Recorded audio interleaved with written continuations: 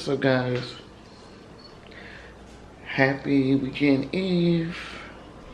I didn't put my contacts on this morning, y'all. I feel terrible. I have a headache. They say black coffee works for headaches, but I do not like black coffee. I don't know how people drink black coffee. I think it's gonna work for me here today. Good morning, guys. Oh, guess what? I found a name that I really like. Remember a while ago I was trying to figure out a name that I could call you guys, or identifier? Well, I think I found it and I like it. I hope you guys like it. I'm going to call you guys my jewels.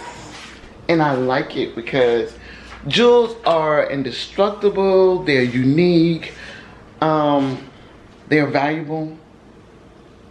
And that's what you guys are to me. Valuable jewels, uniquely made. So you guys are gonna be my jewels. It's Friday, I'm working. I'm actually working from my bedroom. I'm getting ready to order me Starbucks. And I'm running to get it. What's going on, guys? Y'all, it's late. I'm watching Aquaman.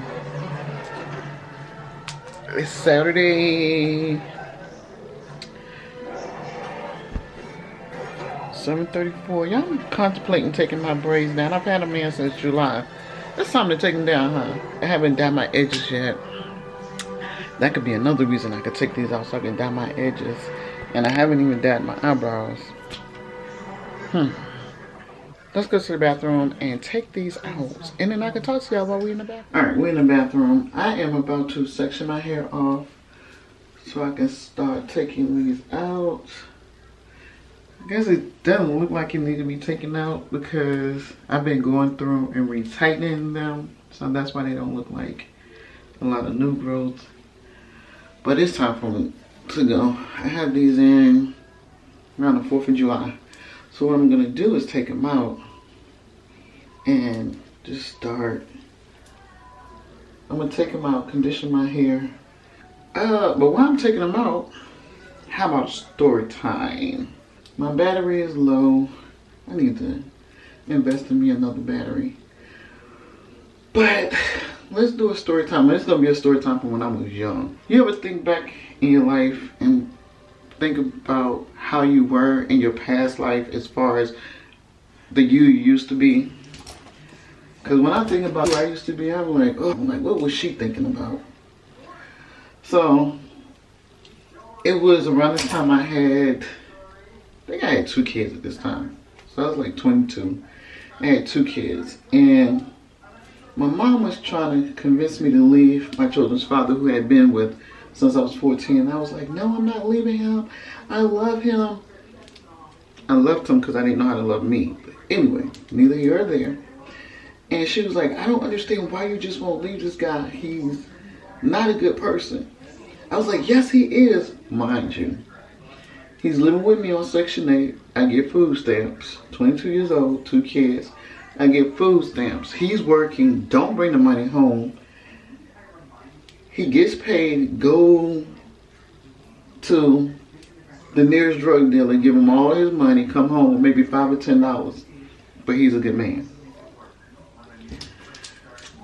And my mom was like, you need to leave him. I was like, no, I'm not going to leave him. He's a good man. He just doesn't know he's a good man. And if I leave him, he'll never understand what a good man he truly is. Meanwhile, not only is he on crack, he's physically abusive. And he's cheating.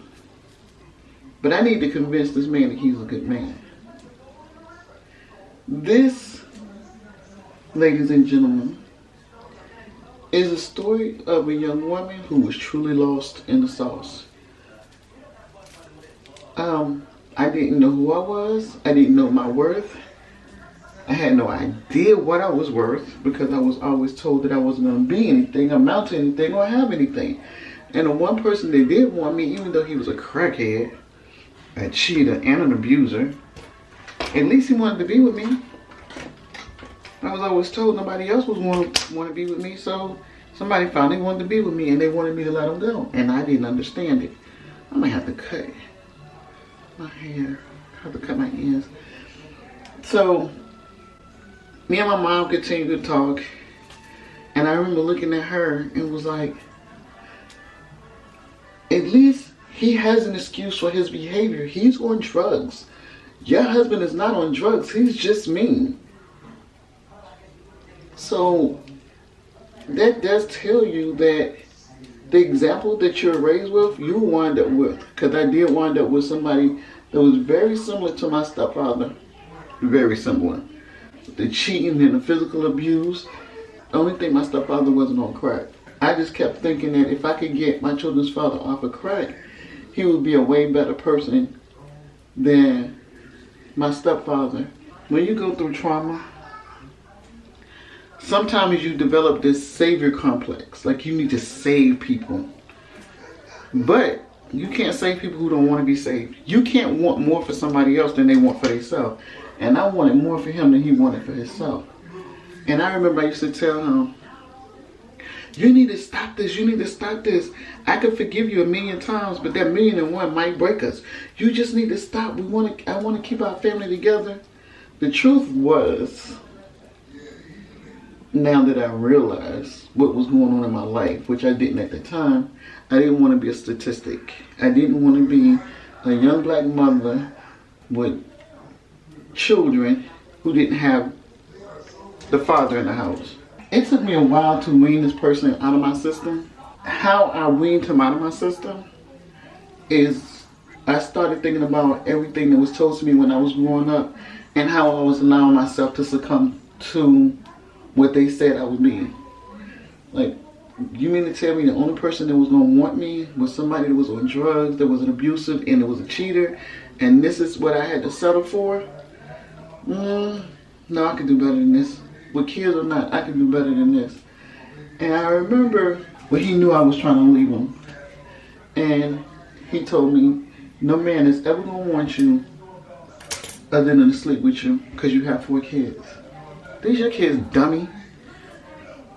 So some men will impregnate you so they can continue to have access to you, to weigh you down so you can't maneuver or move.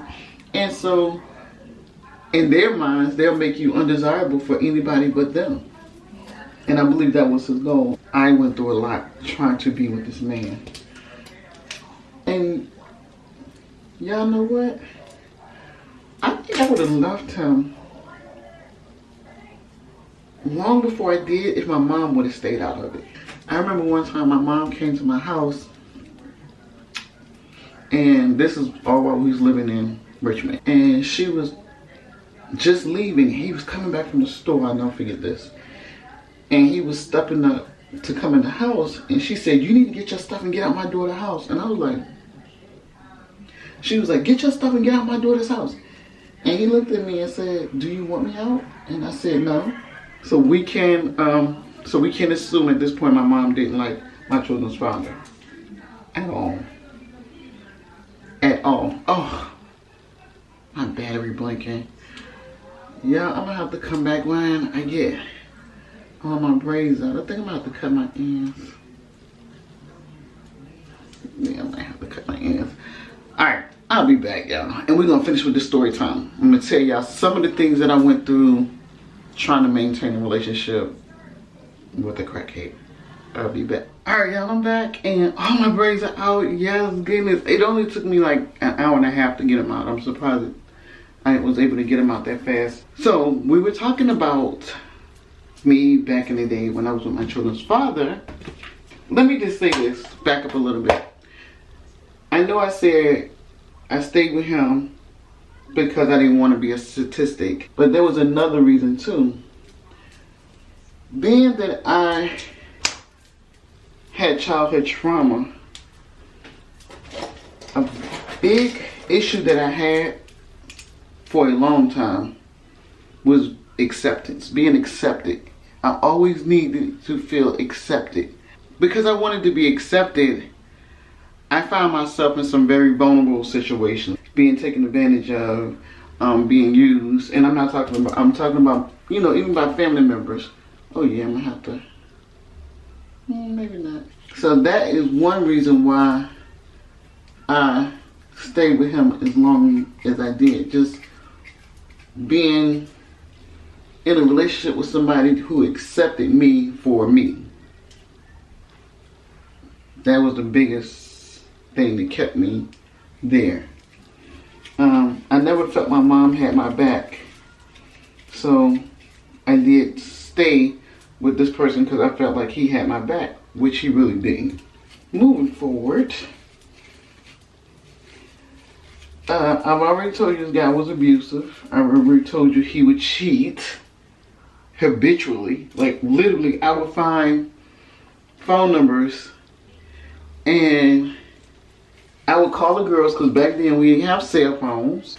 I would find a number in his pants pocket, and then I would go to a payphone and call the girl. And I would never forget, one girl that I called taught me the biggest lesson. The biggest lesson.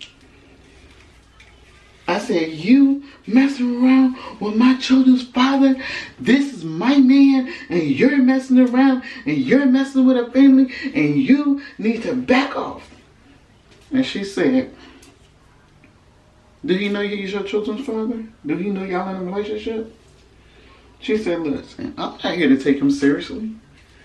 I'm not. She said, when I get lonely, he'll come over. She said, I had no idea that he was in a relationship. She said, I don't owe you anything. She said, how often do you have to make these calls? I said, what do you mean? She said, how often do you have to make the calls? Because she said, if you're calling me, this is not the first time you had to call somebody. And I said, whenever I catch him, she said, so I'm not going to be the last one. You're going to have to call somebody else. She said, but just understand this. If he come over and I decide to open my door, I don't owe you nothing. I don't owe you nothing at all. She said, so you calling me to tell me to leave him alone, but you not addressing him. She said, how many kids y'all have? And this time I just had the fourth one. I said, 4? She said, and he's been cheating on you throughout you having kids with him?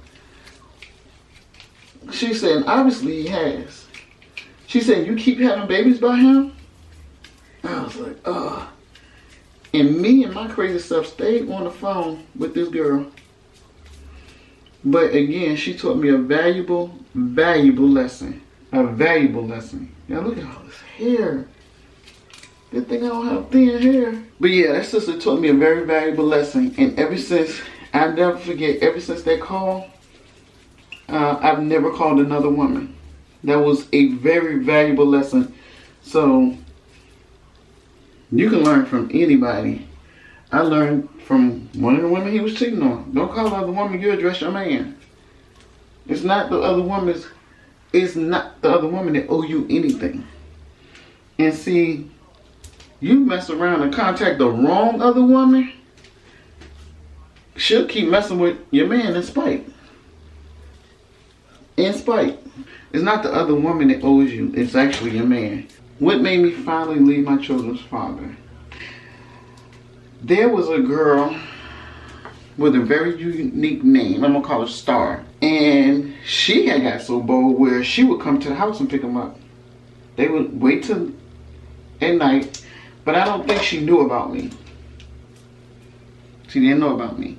So one day, he said, and I'll never forget this night, y'all. I'll never forget this night.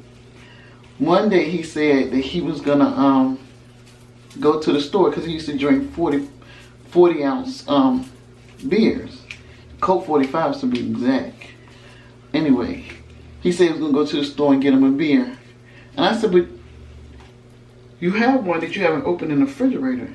He said, oh, I'm just gonna go get me an extra one for when I open that one, I have one. And it was a Saturday night, so I was like, all right, no problem. And some kept saying, no, something ain't right. You know how your gut get the tingling? Like, something just ain't right. So, I put the kids down. He went out the back door. We were living in a townhouse at the time. went out the back. He went out the back door, and I went out. I waited for him to get down where he couldn't see me, and I went out the door following him. I followed him out the apartment complex across the street. We was living in Richmond off of Broad Rock, and some townhouses down Broad Rock. And he went across the street, and his car pulled in. Now I'm thinking he's going to get in the car with a dude to go get high. So I'm like, oh no, I'm about to intervene. I'm about to stop this. He's not about to get high tonight. So I run up to the car and was like, where you think you going? And lo and behold, it was a girl in the car. Well, a young woman in the car. And I'm standing there shocked. My youngest is like, maybe like 4 months.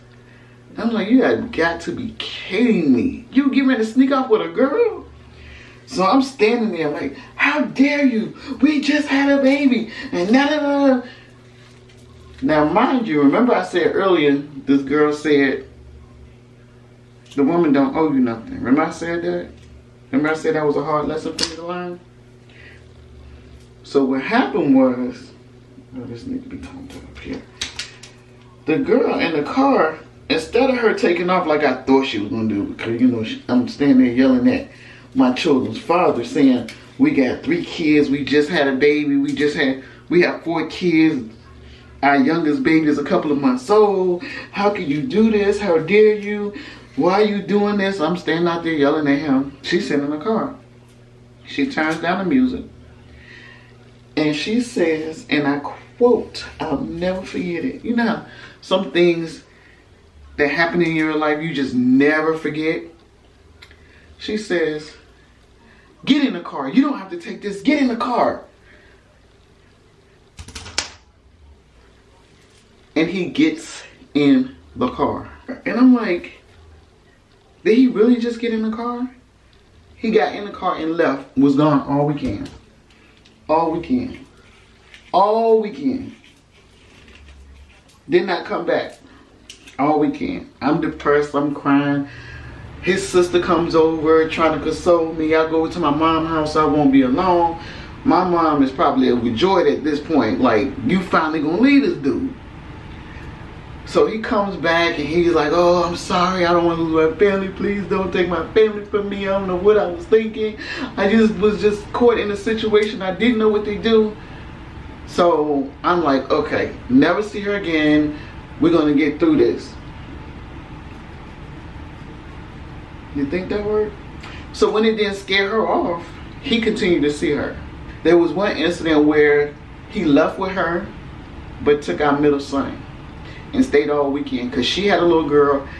So he took out my son, stayed all weekend. I was like, okay, I'm done. This is it. You doing too much.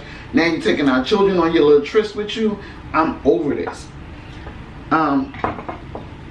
This is when he started telling me, well, nobody gonna want me because I have 4 kids. So he had to kind of break me down because at this point I'm fed up.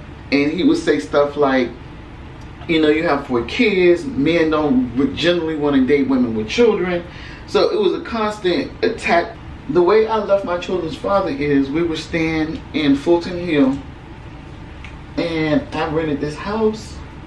He went to work. I packed my clothes, my furniture, and my kids. And I moved to another place. Because I was just fed up. I was just sick and tired of being sick and tired. Oh, let me go back to when he took my son with him. I'm going to go back to when he took my son with him for the weekend. So when he took our middle son with him and came back, while he was gone, I packed his clothes. I packed all his clothes, put it in a duffel bag. He had some 40-ounce beer bottles in the refrigerator. I took those out the refrigerator, emptied them into the sink, put them in a duffel bag with his clothes, took the duffel bag outside, took a hammer to the duffel bag and broke up all the bottles that was in the duffel bag. Once I broke up all the bottles that was in the duffel bag as fine as I could get them, I emptied the excess off, folded his clothes back up, put them back in a duffel bag,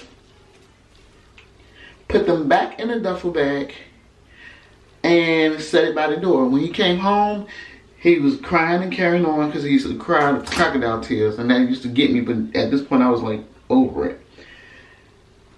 I told him, I said, well, take those clothes off because you was in her house with those clothes on, and I don't want you in my house with those clothes on. You got to take those clothes off. So he went upstairs, he took a shower, and put those clothes in it with the shards of glass in it. That's when I knew that I was done, because I was just sick and tired of being sick and tired. I was like, if I have to be alone, I'd rather be alone. I'm not going to go through this. And my thing is, when I think back on the relationship that I had with my children's father, it was me not loving me. It was me not understanding my values and who I was as a person that allowed me to stay in this situation. So somebody that truly loves you will have your highest, greatest interest. They are not going to want to abuse you or neglect you or abandon you and then come back to you when they see fit. Somebody that truly loves you is not going to want to mistreat you in no way, shape, or form. Inner peace and emotional peace is the most valuable thing you'll ever have. Trust and believe me, I know. I've been in emotional and mental turmoil, wondering if I was worth it, why I wasn't worth it, how I could be worth it. Yeah, I'm putting conditioner on my hair because I'm gonna do a dry conditioning overnight. Get up, wash my hair. Yeah, I'm gonna end this here. I'm gonna talk to you guys later. Till next time, keeping up with theirs. You are uniquely made and made on purpose. I will talk to you guys later. Till next time, Jules. Bye. Hold on, real quick. I edited a video that I wasn't sure I was gonna put up, but I am gonna put it up because it kind of coincides with what we're talking about now, finding your self-worth, your self-value, your self-esteem, understanding that you matter in a relationship. I did a video in regards to Liv's life. It's not a reaction video. I was working and was listening to her live, and I just started talking about her live. At first I wasn't going to upload it, but I am. Because Liv, even though she says she's very confident, her behavior dictates something else. I don't know if I'm going to do a reaction on Liv's life. I really don't, but I feel real sorry for her. I am going to upload that video, and you'll see it after this video. Talk to you guys later. Bye, Joe.